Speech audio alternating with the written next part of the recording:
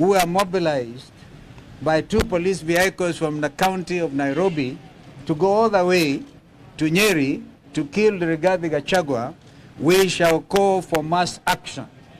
The church, Kenyans, kila mahali. Because this is clear. If we don't stop this thing now, there will not even be any election. We know these are scare tactics. Ni namna tu wanajaribu hivi na vile, pengine wakimua Rigathi, pengine watu waone maisha lazima yaendelee.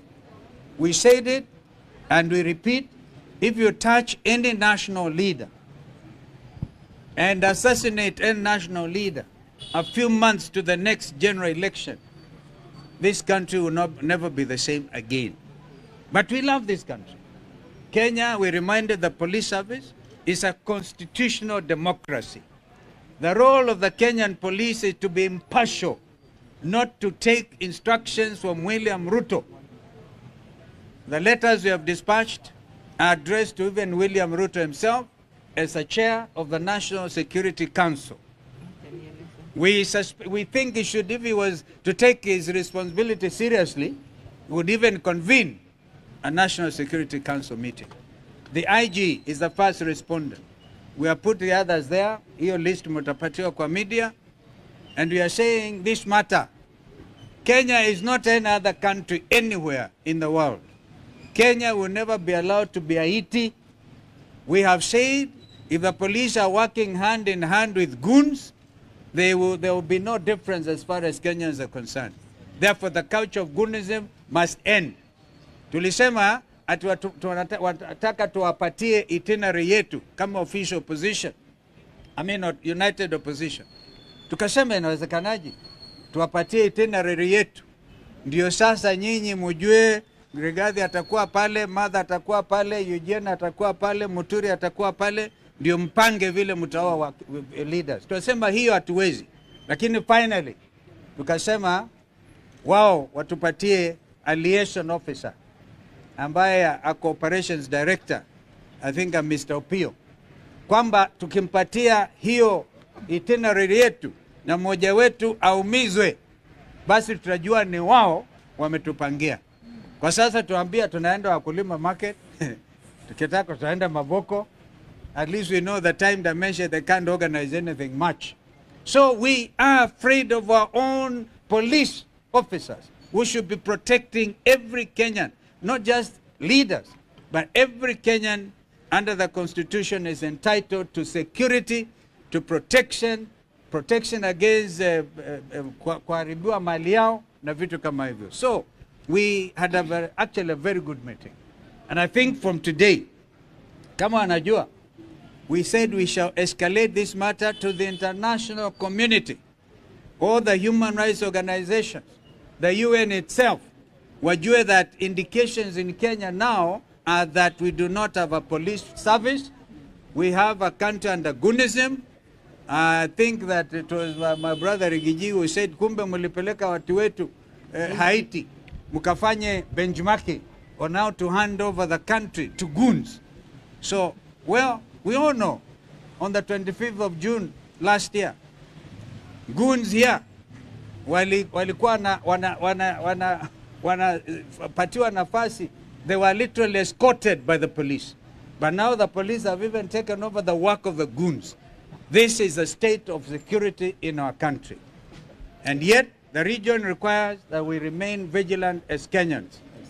Thank you. Now, I think my sister can add. I think the bottom line, we are telling the National Security Council, chaired by Dr. William Ruto, and of which the IG is a member, that they must rise to their constitutional duty to ensure that Kenya is governed and security is provided in accordance with the Constitution. We want the National Police Service to get out of goonism, to get out of dirty political work, to go back to their mandate, utumishi kwa wote, to provide security to everybody irrespective of their political affiliation. We want demonstrable action within the next 2 weeks, so that when we come back on the 16th, if there is nothing to demonstrate that we are back to the rule of law, to obeying the Constitution, then as Kenyans, we know we are on our own and we can take the next step. We are also telling them, get out of electoral matters. Whenever there is elections, like there was a by-election, let the police do their work of security, not partisan political stance or assisting one political party to get their bit. I do not think we need to go on. Today, we came mainly because of the persistent, coordinated, targeted attacks on the second Deputy President of the Republic of Kenya, His Excellency Rigathi Gachagua. Let him say what he said inside there. Thank you. I think we have faced the IG head-on with his people and looked at him straight in the eye and told him that the attack at Wetima Church on Sunday in Othaya was not an ordinary attack. It was an assassination attempt targeted towards Rigathi Gachagua, sanctioned by William Ruto, planned by Kipchumba Murkomen and Eliud Langat, and a special squad of police officers called Nairobi Sierra of 12 officers was dispatched to eliminate us in charge.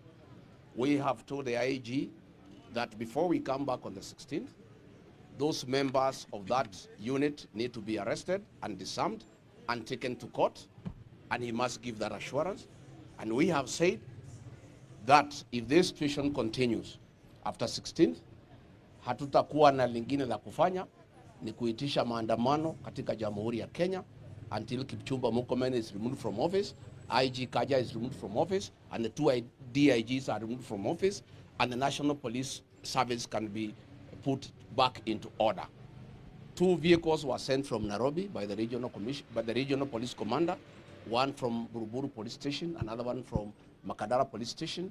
Hao ndio walisafirisha hao maafisa ya polisi ambaye majina yao yote tumewapatia, na tungetaka wachukue hatua, hao maafisa wakuwe disarmed na wapelekwe kotini. Na tutarudi, na kama haitawezekana basi tutauliza Wakenya wajitokeze until things are restored. In the meantime, we have resumed our political activities. Saa hii tunaingia CBD, tutarudi Othaya on Sunday, tutakuwa pale Gituge on Sunday, na tumeambia police officers kama hawataki kulinda mikutano yetu wasikuje kusaidia wahuni. Yeah? Wasikuje kusaidia wahuni. Ndio sisi tuweze kuendelea. Kwa hivyo sisi tuko hapo na hivyo ndivyo tutaendelea. Asanteni sana. Thank you. I think just to add one thing, ya kwamba we are entering an election year and democracy can only be exercised when we have strong institutions and where we have a secure environment. Yesterday with IEBC, we raised issues of concern from the opposition, and tomorrow we are expecting that what we have gathered here from the police, action will be taken, both by the police to ensure there is security, IEBC to ensure that there are proper preparations for the next general elections. Violence has become an existential threat to our democracy, and we've seen it in Chwele, we saw it in Malava, we saw it in Othaya last week, we saw it in Gilgil, and we are saying enough is enough. Thank you.